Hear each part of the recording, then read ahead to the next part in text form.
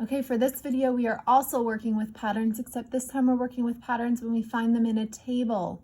Now in a table, it usually gives you an input and an output, okay? The input tells you how many they put in, and the output is how many they have when they're done. So for this one, they put in 12, they got 20. They put in 13, they got 21. They put in 14, they got 22. Put in 15 and you get 23.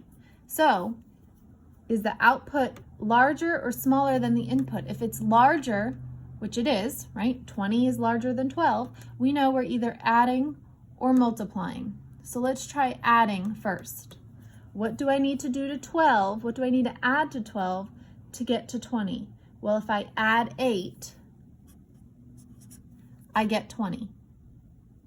Okay, if I add 8 to 13, I get 21.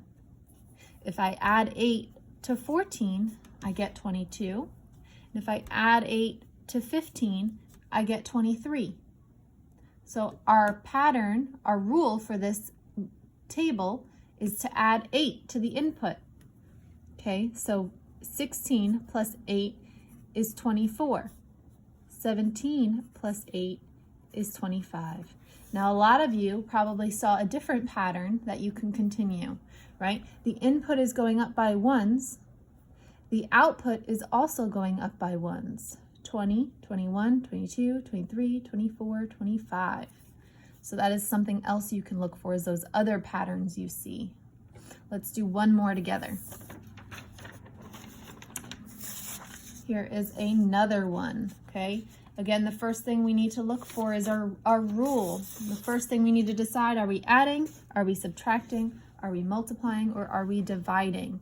Okay, in order to figure that out, we can first look at the numbers. Are they getting larger or smaller? Okay, if the input is 30 and the output is 10, okay, those numbers are getting smaller. So we're either subtracting or we are dividing, okay? Now, if we start with subtraction, what do I do to 30 to get to 10? I need to subtract 20. 30 minus 20 equals 10.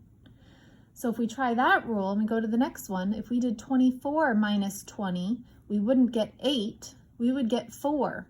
So our rule cannot be minus 20, so we know it's not subtracting. So now I need to divide. I need to think, what? 30 divided by what equals 10? Well, I know 30 divided by 3 equals 10, right? 10, 20, 30, dividing by 3. So now I need to decide 24 divided by 3, does it equal 8? So let's try 3, 6, 9, 12, 15, 18, 21, 24. So I skip counted by 3, so 24, and I got 8. So 24 divided by 3 equals 8. Okay, it looks like our pattern is to divide by 3. 18 divided by 3 equals 6, and 12 divided by 3 equals 4. So now I need to continue my pattern. I know 6 divided by 3 equals 2, and 3 divided by 3 equals 1.